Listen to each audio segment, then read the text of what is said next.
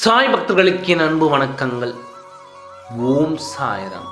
என் அன்பு குழந்தையே, என்று உனக்கான நாள் வரும்.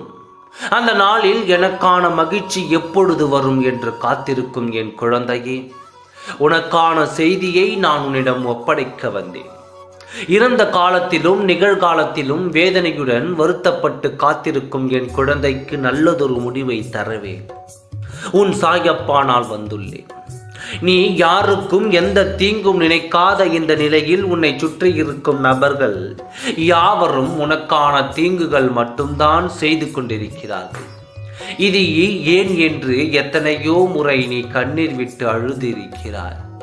இந்த வேதனை உனக்கு மட்டுமல்ல, இந்த பூமியில் மனிதராய் பிறந்த அனைவருக்கும் இதே நிலைதான். இதையெல்லாம் உன் மனதில் போட்டுக்கொண்டு உன் வருத்தங்களை நீ இழந்து விடாதே. அதனால் இவையெல்லாம் உன் காதில் வாங்கிக் கொள்ளாதே. உன் வாழ்க்கை எதிர்காலத்தில் எப்படி இருக்கும் என்பதை நான் அறிவேன். அதனால் தான் உன்னிடம் சொல்கிறேன், மனதை போட்டு குழப்பிக் கொள்ளாமல் தைரியத்தோடு இரு என்று.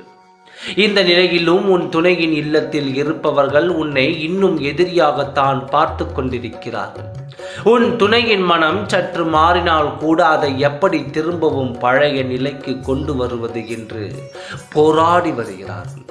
இப்பொழுதும் அந்த நிலையில் உன் துணை இருப்பதால் அவரின் பழைய எண்ணத்தை தூண்டிவிட்டு உன் மேல் இருக்கும் தவறுகள் சுட்டி காட்டி நீ இப்படியெல்லாம் பேசினாயே என்று சொல்லி அவர்கள் மனதில் வேதனையும் வெறுப்பையும் உருவாக்கி கொண்டிருக்கிறார்கள்.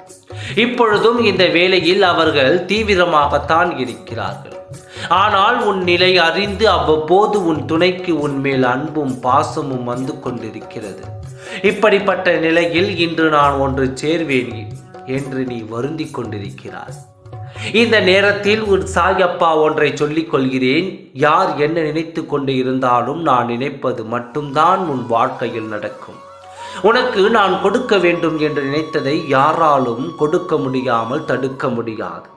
அதனால் இந்த வாழ்க்கையை நான் திரும்பி கொடுக்க வேண்டும் என்று நான் முடிவு எடுத்து விட்டேன். இதை யாராலும் தடுத்து நிறுத்த முடியாது என்று உன் மனதில் வைத்துக் கொண்டு நீ தைரியத்தோடு இரு. உனக்கு எதிரியாக இருக்கும் அவர்களை தூசியாக தள்ளிவிட நான் இருக்கும் பொழுது நீ எதற்காக பயப்படுகிறாய்? கலங்காதே. உன் வாழ்க்கையை பத்திரப்படுத்தி உன் கரங்களில் கொடுப்பது உன் சாயப்பாவின் பொறுப்பு. மற்றதை நான் பார்த்து கொள்கிறேன். உன் வாழ்க்கை பத்திரமாக என்னிடத்தில் இருக்கிறது. நம்பிக்கையோடு இரு. உன் வேண்டுதல் நிச்சயமாக பலித்துவிடும். ஓம் சாய்ராம். நன்றி, வணக்கம்.